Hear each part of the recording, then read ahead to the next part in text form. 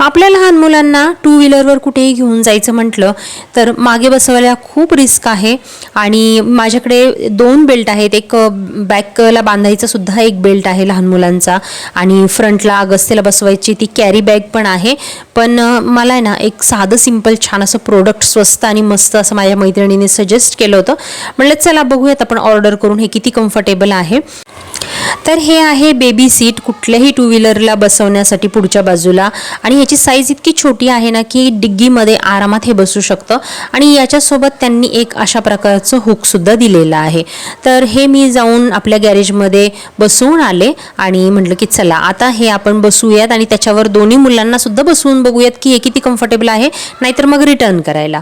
तर आता प्रॉब्लेम असा झाला की माझी ही जी डिओ गाडी आहे ना तर डिओच्या पुढच्या बाजूला थोडासा असा भाग जो आहे ना ब्लॅक कलरचा मधला तो पुढे आलेला आहे आणि त्याच्यामुळे ना थोडंसं अवघड होतं हे बसवायला. थोडीशी स्पेस जरा पुढच्या बाजूला कमी आहे.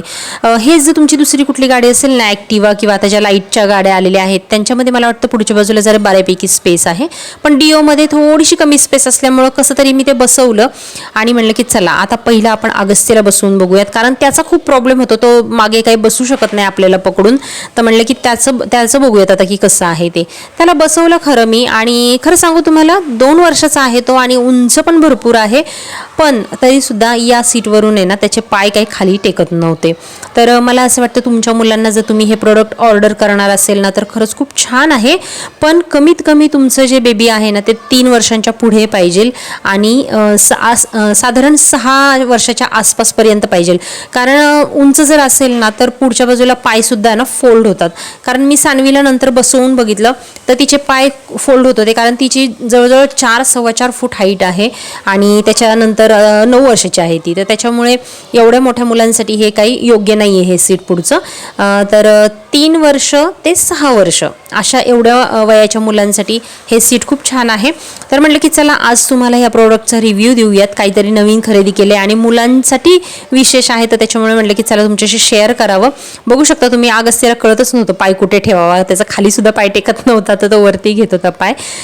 तर मी थोडे हे ठेवणार आहे, थोड्या दिवसांनी मी वापरणार आहे. मी काही रिटर्न नाही करणार, कारण चांगलं आहे. एकदा त्याला कळायला लागलं, त्याचे पाय जर थोडेसे खाली टेकायला लागले ना, मला असं वाटतं 6 महिन्यामध्ये त्याचे पाय खाली टेकायला लागतील, कारण तो उंच आहे आणि त्याच्यानंतर मग मी हे वापरू शकते. आणि तोंडाला सुद्धा आहे ना त्याला अजून कळत नाही की असं आपल्याला चेहरा आपला मागं घ्यायचा, त्याला तोंडाला सुद्धा ते बऱ्याचदा पुढच्या बाजूला लागतं.